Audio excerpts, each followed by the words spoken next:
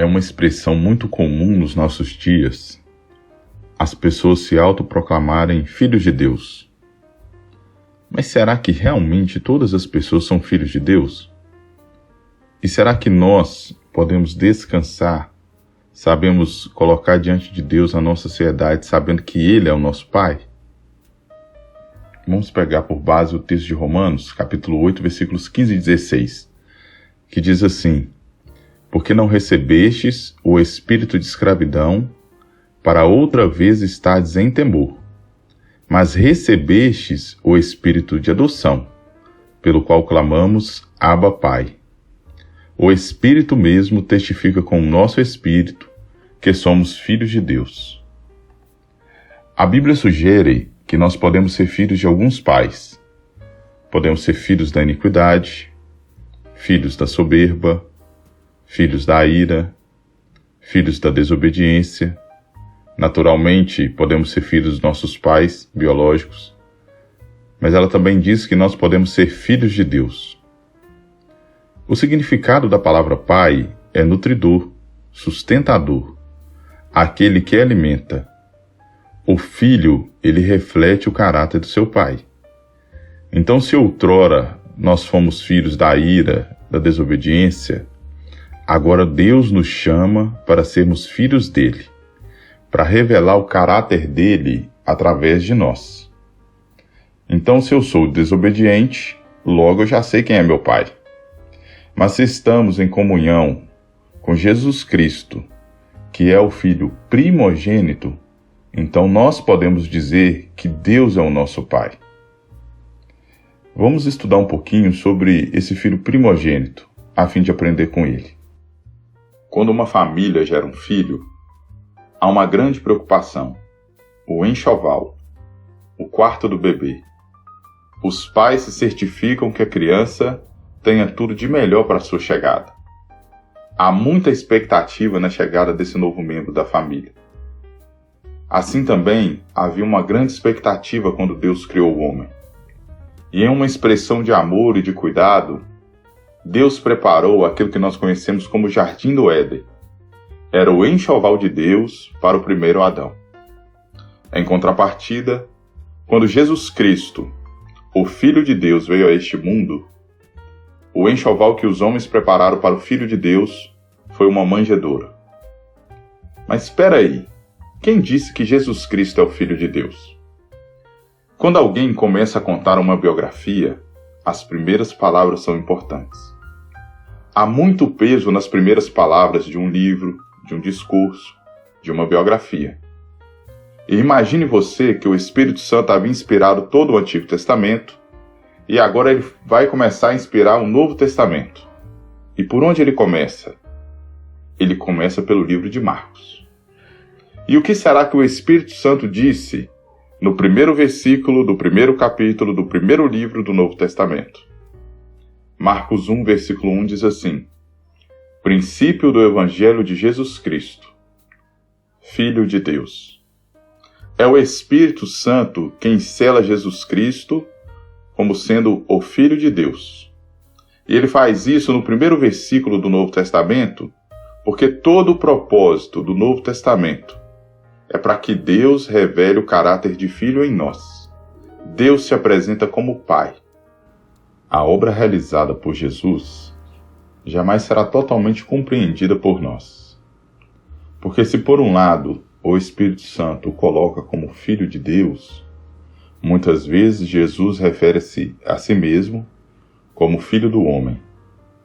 E nós somos muitas vezes tentados a pensar que Jesus só suportou o que suportou, as provações dessa vida, porque ele era Deus. Mas pensar assim é diminuir muito o projeto que ele cumpriu. Porque ao nascer encarnado, Jesus passou por todos os processos que eu e você passamos. Jesus teve que aprender a ler, chorou quando um amigo morreu, aprendeu uma profissão, precisou ser instruído, teve que estudar a palavra.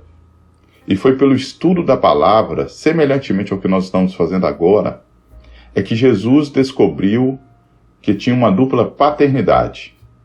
Ele conhecia o pai José, Mas aos 12 anos, Jesus agora descobre que ele tem uma relação com Deus e que Deus é seu pai. José e Maria, cumprindo o princípio bíblico de ensinar ao menino o caminho que deve andar, sempre levavam Jesus à festa da Páscoa. Mas quando Jesus tinha 12 anos, ao levar Jesus para a festa, quando eles foram embora, eles esqueceram Jesus para trás. Deram falta no meio da viagem, caminho de um dia, diz a Bíblia. Eles então retornam para Jerusalém e ficam procurando ali 3 dias.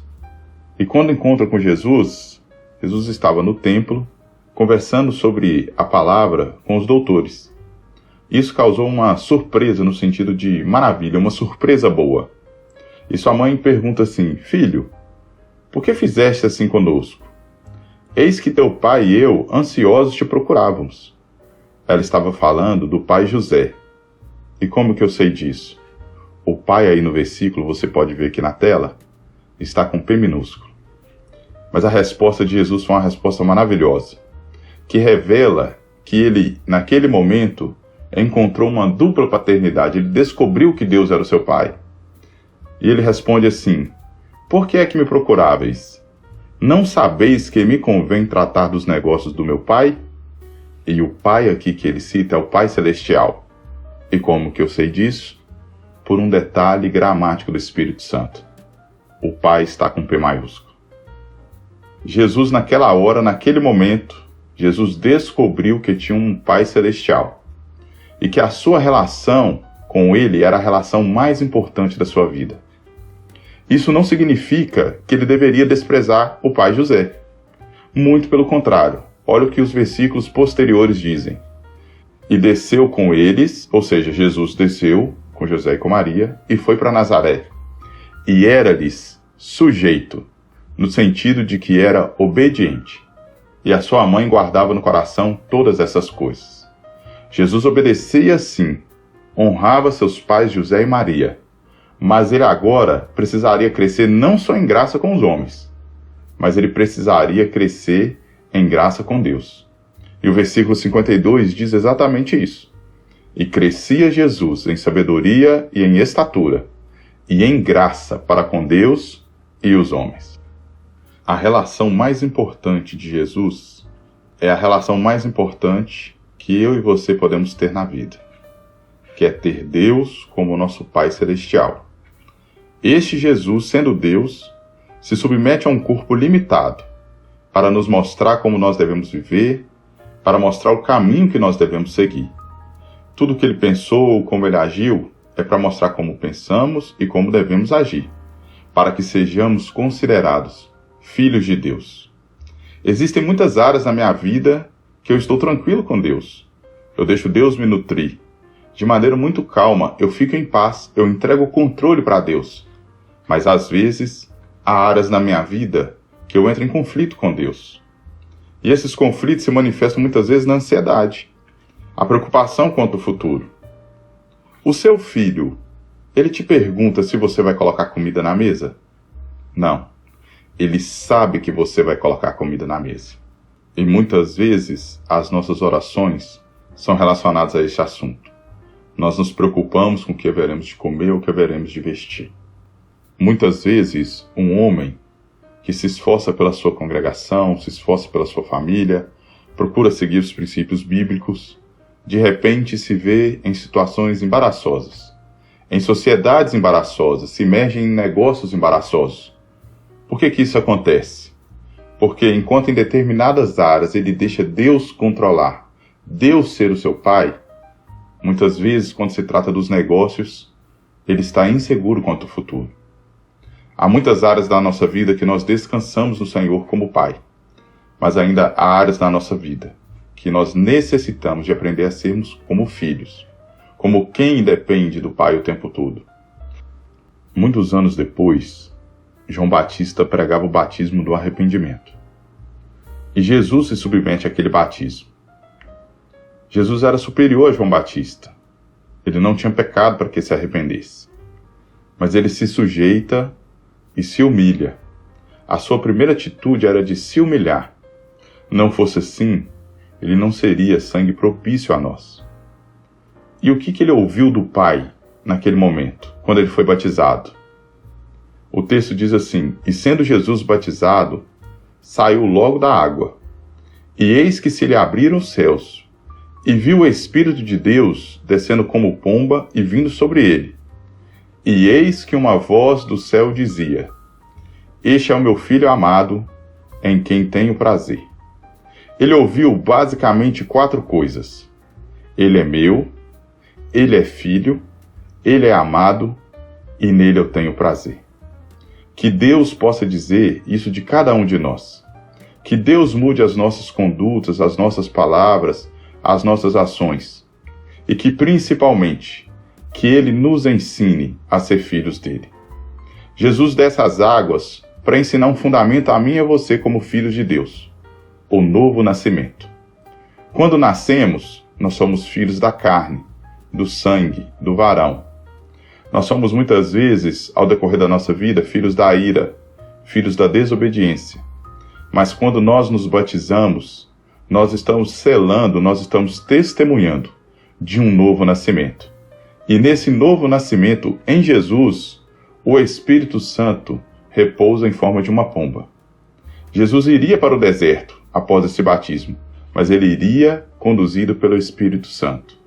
Assim como nós vamos continuar no deserto dessa vida, mas só seremos felizes, só conseguiremos compreender, discernir entre o bem e o mal, se nós formos conduzidos pelo Espírito Santo. Note que eu fiz uma comparação entre o deserto e o mundo. É porque o deserto é um lugar de ilusões. É um lugar de falta de referências, assim como é o mundo. E nós só podemos atravessá-lo e vencer este mundo se o Espírito Santo nos conduzir. Mais tarde, Filipe, ele faz uma indagação para Jesus. Ele pergunta assim: Senhor, mostra-nos o Pai. E disse-lhe Jesus: Estou há tanto tempo convosco e não me tendes conhecido, Filipe? Quem me vê a mim, vê o Pai. E como dizes tu, mostra-nos o Pai? Através do Filho, vê-se o caráter do Pai. Para sermos filhos de Deus, é preciso que as pessoas vejam em nós o caráter do Pai.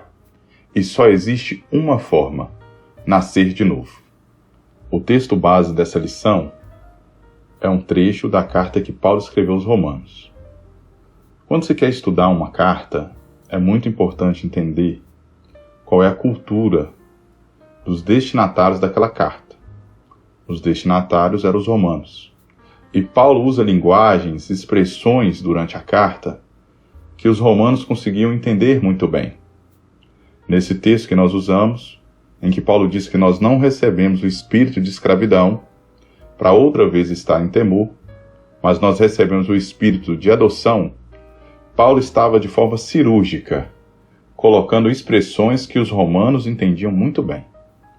Porque naquela época haviam escravos em Roma, mas havia também adoção em Roma, pelo qual a pessoa podia passar de uma família para outra.